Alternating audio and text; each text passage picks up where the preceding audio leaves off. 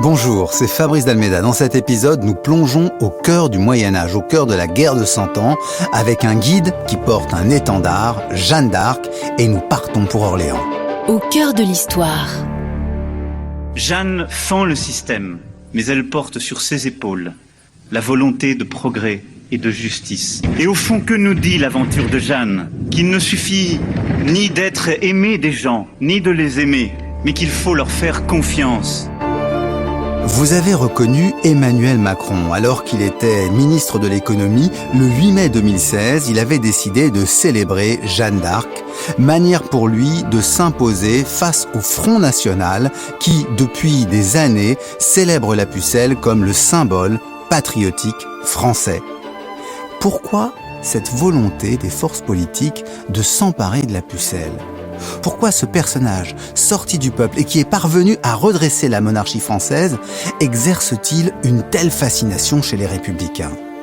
Eh bien, nous allons replonger dans son histoire pour comprendre comment Jeanne, mystique, et Jeanne, chef de guerre, se sont combinés pour offrir à la France une héroïne. Notre histoire commence au soir du 29 avril 1429. Nous sommes à l'entrée de la ville d'Orléans, une ville qui depuis 6 mois est encerclée par les Anglais et est assiégée. Il règne dans la ville une grande inquiétude, une terreur. Pourtant, quelques habitants se sont massés près de l'entrée car ils ont entendu une rumeur. Une rumeur qui circule d'ailleurs très loin en France. Une jeune fille, qui répond au nom de Jeanne d'Arc, devrait arriver dans la ville et devrait les aider à vaincre ce cercle de fer que les Anglais ont posé autour de la cité. Certains gardent l'espoir que cette nouvelle prophétesse puisse les sauver. D'autres, au contraire, sont tombés dans le découragement et se demandent si une reddition ne serait pas le plus simple. Les discussions sont interrompues par l'arrivée d'un convoi. Il est composé de chevaux et de caisses de ravitaillement. Le cortège avance doucement vers la ville. Et au fur et à mesure de sa progression, des torches, de plus en plus nombreuses, s'allument pour éclairer le personnage en tête du cortège. Comme attiré par cette lumière, le peuple d'Orléans converge vers la tête du convoi. Et à leur grande surprise, ils découvrent enfin une toute jeune femme de 18 ans, au visage serein, vêtue comme un chevalier en armure et juchée sur un grand cheval blanc.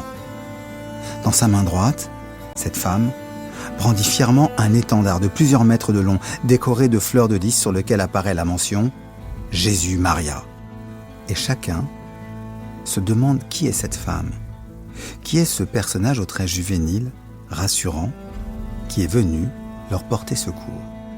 Certains veulent toucher son cheval, comme pour vérifier qu'il ne rêve pas.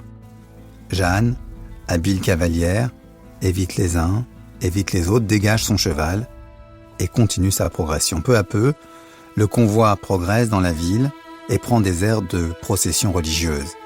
Les femmes, les enfants, les hommes, tout le monde se comporte comme si d'un coup, le Messie était entré dans la ville, comme si des reliques sacrées leur étaient présentées. Des cris de joie résonnent et soudain, c'est comme une ovation de bonheur qui se dégage de la cité. Comme si, par avance, les habitants d'Orléans avaient deviné que leur peine prendrait fin un jour. Cette entrée solennelle dans Orléans est celle de Jeanne d'Arc, dont tous avaient entendu parler. Mais comment est-il possible qu'une telle guerrière puisse à ce point soulever l'enthousiasme alors même qu'elle n'a accompli aucun miracle ? Pour comprendre cette question, il faut revenir sur l'itinéraire même de Jeanne d'Arc et sur la situation du royaume de France qui explique pourquoi un tel enthousiasme s'est déchaîné à la seule vue de celle dont on pensait qu'elle pourrait être une libératrice. Jeanne est née en 1412 dans un petit village aux confins de la Lorraine et de la Champagne, le village de Domrémy. C'est là que sa mère Isabelle Romée l'a mis au monde dans la ferme familiale, une maison que son père Jacques d'Arc entretenait plutôt bien puisqu'il était propriétaire de terres à cultiver et donc était un paysan relativement aisé, une sorte de notable pour son village. La ferme était d'ailleurs située pas très loin de l'église Et Jacques d'Arc occupait des fonctions de doyen, c'est-à-dire qu'il réglait les conflits au sein de cette communauté villageoise. Dans la famille de Jeanne d'Arc, il y avait 5 enfants. La petite a très tôt été habituée à effectuer des tâches ménagères. Et cette terre, il faut bien le dire, dans le contexte de la guerre de 100 ans, est un peu particulière. La guerre de 100 ans, vous vous souvenez, c'est ce conflit entre la France et l'Angleterre, conflit de succession qui a commencé au XIVe siècle et qui continue de se poursuivre en ce début de XVe siècle avec une acuité particulièrement violente. Les Anglais ont réussi à pénétrer en France après 1415 et même ils ont obtenu par le traité de Troyes l'unification des 2 monarchies, la française et l'anglaise, si bien que, à mesure que Jeanne d'Arc grandit, c'est un roi d'Angleterre qui se réclame aussi roi de France. Il s'appelle Henri VI. En 1428, le conflit entre partisans des Anglais et partisans de l'indépendance française a eu même des résonances dans le village de Domrémy. Une bande adverse, une bande qui appartenait au duc de Bourgogne, est venue saccager Domrémy qui était, lui, resté partisan de l'indépendance de la France derrière celui que l'on qualifiait tantôt de roi, tantôt de dauphin, nous y reviendrons, derrière Charles le 7e du nom. Eh bien, Jeanne a vu. Elle a vu l'affrontement, elle a vu la mort, car le petit village de Domrémy, il faut bien le préciser, est une enclave favorable à Charles dans une région très favorable au duc de Bourgogne et donc plutôt du côté des Anglais. Voilà la situation au moment où la jeune Jeanne va se sentir comme appelée. Elle le dira quelque temps plus tard, lors de son procès. Elle expliquera qu'elle s'est sentie appelée par des voix qui lui disaient de partir, retrouver le roi, le dauphin Charles, afin d'accomplir une mission divine. La voix parlait-elle souvent ? 2 ou 3 fois par semaine, elle m'exhortait à partir pour la France. Elle me disait que je ferais lever le siège d'Orléans et que je libérerais le royaume de France des Anglais. Que disait-elle encore ? Elle me disait d'aller trouver Robert de Baudricourt, capitaine, et qu'il me donnerait des gens pour cheminer avec moi, car j'étais pauvre fille, ne sachant ni chevaucher ni mener guerre. Ce sont donc ces voix qui vont pousser Jeanne à quitter sa Lorraine natale et à partir pour essayer de rencontrer le souverain, partisan de l'indépendance nationale, qu'elle va retrouver un beau jour de février 1429 à Chinon. Le 24 février 1429, donc, Jeanne d'Arc, accompagnée d'une toute petite escorte, arrive à Chinon sur les bords de la Loire. Avec ce petit équipage, elle a parcouru pas moins de 600 km. Et c'est dans cette ville de Chinon que depuis 2 ans, s'est réfugié l'héritier, le dépositaire de la couronne de France, Charles. Il a été petit à petit contraint à abandonner la plupart de son royaume. Paris ne lui appartient pas. Elle est favorable aux Anglais et au duc de Bourgogne. C'est dans ce contexte que Jeanne demande à être reçue. Dans un premier temps, le roi la laisse patienter, puis, après 2 jours, il accepte de lui donner une audience. La scène a peut-être été imaginée par la suite, mais peut-être est-elle tout simplement la révélation du fond de ce que signifie la rencontre entre Jeanne d'Arc et le futur Charles VII. Le roi se serait caché parmi les courtisans, et pourtant, la pucelle l'aurait reconnu entre tous. Il y a bien évidemment, dans cette scène un peu mythologique, un échange de légitimité. D'un côté, le roi reconnaît la jeune fille, donc lui donne en quelque sorte un statut de prophétesse, un statut officiel, et de l'autre côté, Jeanne représente le peuple qui reconnaît tout d'un coup son souverain, le peuple qui admet qu'il n'y a qu'un roi en France et que ce roi est Charles. Voici ce que lui aurait dit alors Jeanne d'Arc, tout juste reconnue par le roi. « Gentil dauphin, j'ai nom Jeanne la Pucelle, et vous mande le roi des cieux, par moi, que vous serez sacré et couronné dans la ville de Reims. Baillez-moi Jean pour que je fasse lever le siège d'Orléans et vous mène sacré à Reims. C'est le plaisir de Dieu que nos ennemis les Anglais s'en aillent en leur pays. » Jeanne est aussi appelée la Pucelle car elle revendique sa virginité comme le faisaient à l'époque les bonnes sœurs qui se mettaient au service de Dieu. Il n'en a pas fallu plus. Après un temps de discussion en tête-à-tête, le visage de Charles VII s'éclaire. Il est désormais convaincu qu'il a face à lui un personnage d'exception. Il décide de donner à la Pucelle des moyens pour aller combattre les Anglais et notamment pour essayer de libérer la ville d'Orléans qui est frappée par un siège extrêmement important. Orléans, c'est un enjeu stratégique majeur car la Loire est une voie de circulation et permet de couper l'alimentation de plusieurs régions. Les troupes anglaises ont donc tout intérêt à prendre cette ville, pas seulement pour ses richesses, mais bien pour son emplacement stratégique central. Rappelons que les Britanniques occupent le sud-ouest, occupent la Normandie, occupent bien sûr la forteresse de Calais et une grande partie de la Champagne. Gagner Orléans est un atout majeur. Jeanne d'Arc est donc chargée de mener une action militaire décisive pour les partisans de Charles. Afin de se donner toutes ses chances, elle fait d'abord confectionner une armure, comme en portent les chevaliers à cette époque. Elle fait ensuite fabriquer un étendard qui deviendra son emblème, mais tout cela ne suffit pas. Jeanne a besoin d'avoir des conseillers, d'avoir ce qu'on appelle une maison militaire. Elle va donc avoir quelques personnalités appuyées par le roi qui vont venir se joindre à son entourage. C'est ainsi que Jean d'Aulon, par exemple, un des solides écuyers du roi, d'une quarantaine d'années, se joint à son équipe. Il s'occupera de son éducation militaire. Et puis, encore 2 héros d'armes, spécialisés dans la guerre et la politique, viennent à ses côtés. Et enfin, 2 clercs, 2 ecclésiastiques, vont être chargés de tenir les offices et de garder haute la dignité religieuse de la Pucelle. Avec ce petit groupe maintenant, les préparatifs de la Pucelle sont achevés. Elle se trouve alors à Blois et c'est là qu'elle apprend qu'elle est nommée à la tête de l'armée royale. Elle va devoir commander 4000 hommes. C'est un convoi militaire semblable à aucun autre qui doit porter secours à Orléans. C'est un fait exceptionnel, car d'habitude, en France, aucune femme ne participe à la guerre. Il y a eu quelques cas d'exception. Lors de rébellions, parfois, une femme s'est portée à la tête des troupes et a participé au combat. Mais la plupart du temps, elles ne tiennent qu'un rôle d'épouse, de compagne pour les combattants, ou pire, elles sont les victimes des atrocités de la guerre. Voir une femme se placer à la tête d'une armée est exceptionnel pour l'époque. Alors imaginez la réaction des chefs de l'armée royale quand en avril 1429, ils voient arriver une jeune fille en armure de capitaine qui prétend libérer Orléans. D'abord, certains la tournent en dérision. Puis peu à peu, certains se rallient à elle. Ils sont séduits par son énergie, son enthousiasme. Étienne de Vignolles, par exemple, Potton de Saint-Traille, le duc d'Orléans, tous voient en Jeanne une sorte de messie, de prophétesse, qui parvient à forcer leur loyauté et leur sympathie, et qui, par ailleurs, s'attire un respect étonnant de la part des soldats.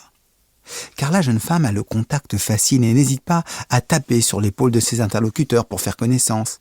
Jeanne devient très rapidement populaire. La soutenir dans son combat devient donc une sorte d'évidence. Commence alors, le 29 avril 1429, après cette entrée solennelle que nous avons vue, véritablement, la tentative pour briser le siège d'Orléans. Les Anglais sont prévenus. Dès le 22 mars d'ailleurs, 1429, Jeanne leur a écrit une lettre pour leur dire qu'il ferait mieux de céder. Je suis chef de guerre, et en quelque lieu que j'attendrai vos gens en France, je les en ferai aller, qu'ils le veuillent ou non. Et s'ils ne veulent obéir, je les ferai tous oxyre. Je suis ici envoyé de par Dieu, le roi du ciel, pour vous chasser hors de toute la France. Et s'ils veulent obéir, je les prendrai en miséricorde. Et n'ayez point une autre opinion, car vous ne tiendrez point le royaume de France de Dieu, le roi du ciel, fils de Sainte Marie, mais le tiendra le roi Charles, vrai héritier. Car Dieu, le roi du ciel, le veut, et cela est révélé par la Pucelle, laquelle entrera à Paris en bonne compagnie. Mais les Anglais ont réagi par l'intermédiaire d'un de leurs chefs, l'un de leurs responsables du siège, qui s'appelle Glasdale, et qui, en fait, traite Jeanne d'Arc de putain des Armagnacs. En somme, il ne reconnaît absolument pas la dimension divine de la Pucelle. Si bien que Jeanne va avoir un double rôle. D'abord, elle maintient le moral des Orléanais afin qu'ils résistent et qu'ils soient disposés à mener le combat. Ensuite, elle va essayer de stimuler le commandement français, à la fois pour essayer d'aller chercher des armées de secours, c'est ce que va faire Dunois en se rendant à Blois pour chercher de nouveaux renforts, et ensuite pour coordonner l'offensive contre les Anglais. Et c'est ainsi, en quelques jours, que plusieurs des forts que les Anglais avaient construits autour d'Orléans pour maintenir le siège sont pris d'assaut et sont emportés par les Français. Le 8 mai 1429, les Anglais capitulent, Orléans est sauvé. Elle a accompli une sorte d'exploit militaire, mais surtout, elle a écrit le premier chapitre de son épopée mystique. Et personne ne s'y trompe. Dès cette époque, une des principales partisanes de Charles, la poétesse Christine de Pisan, écrit un poème pour louer la pucelle qu'elle qualifie de signe célestiel, un signe envoyé par les cieux pour montrer à quel point le royaume de France est béni par les dieux. Et devant elle vont fuyant les ennemis. Jamais force ne fut si grande qu'on soit 10, 100 ou 1000. De tous nos gens preux et habiles, c'est elle la principale cheftaine. Telle force n'ont eu Hector ni Achille, mais tout se fait Dieu qui l'amène.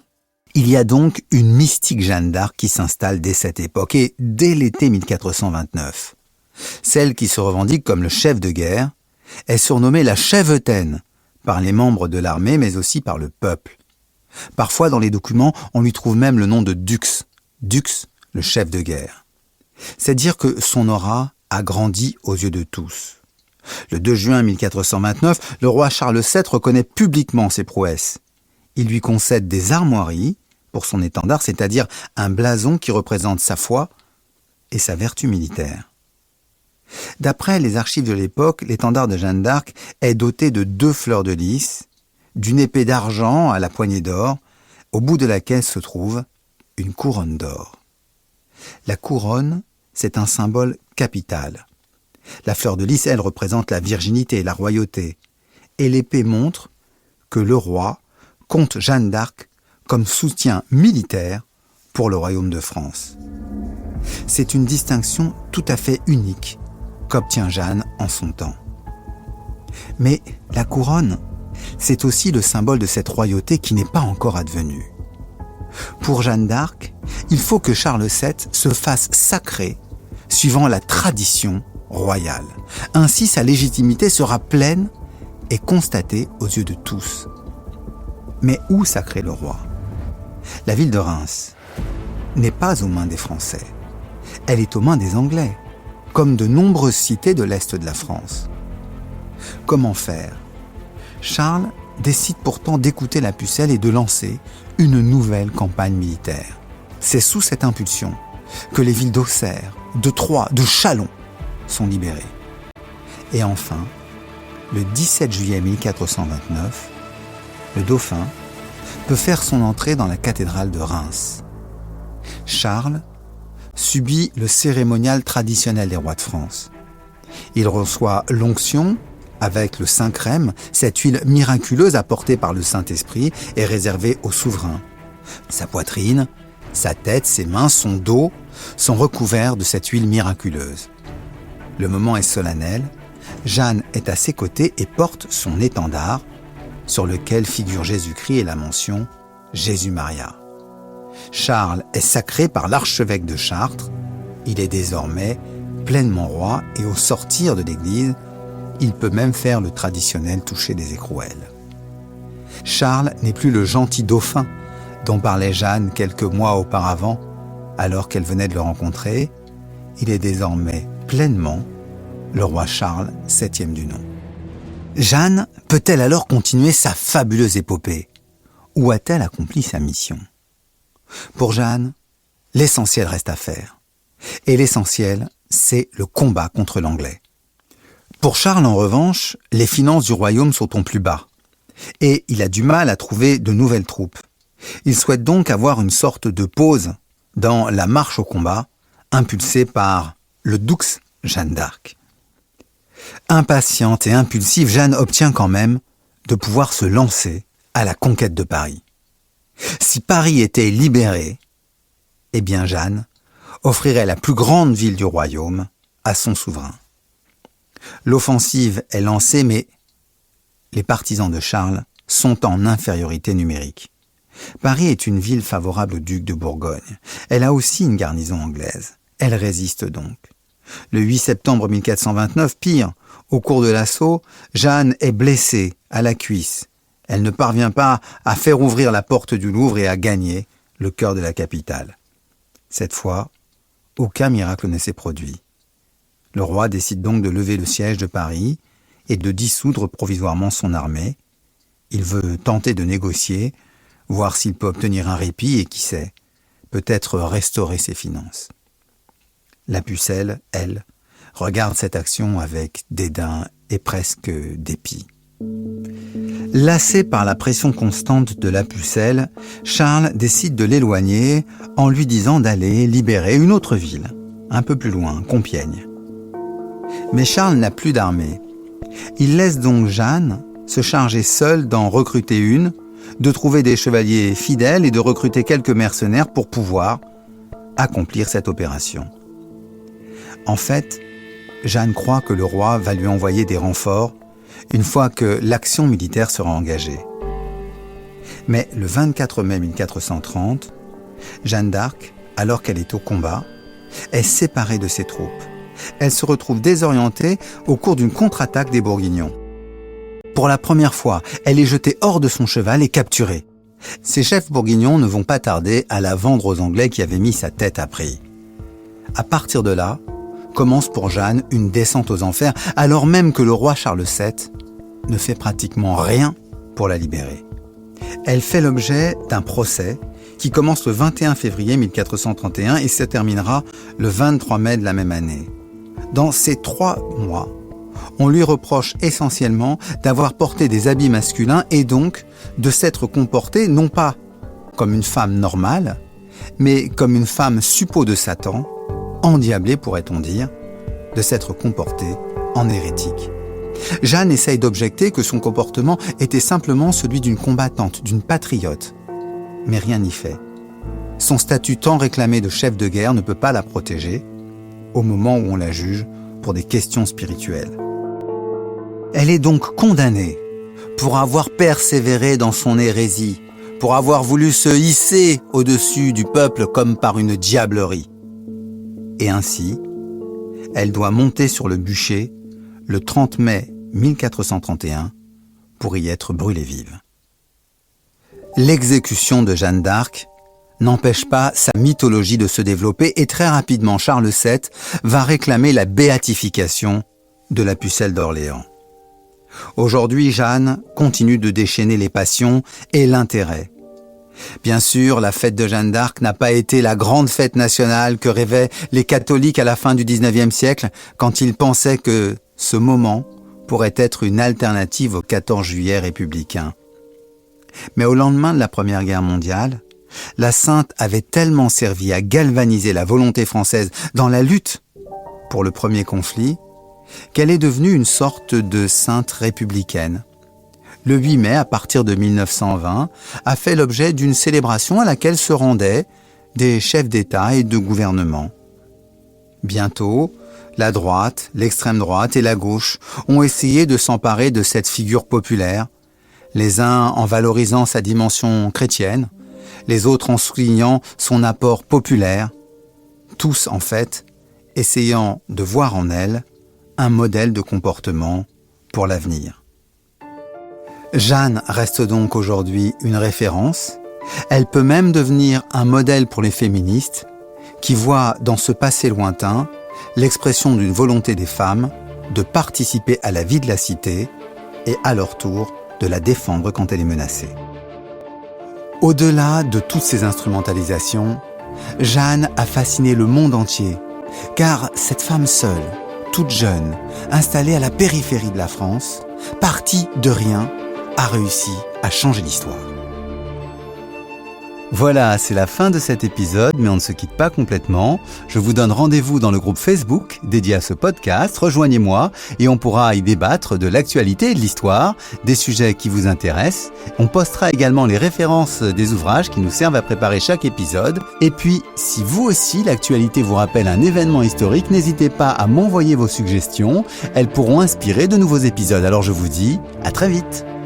Au cœur de l'histoire est une production Europe 1 Studio, présentée par Fabrice Dalméda, Préparé par Adèle Salmon, réalisé par Julien Tarot.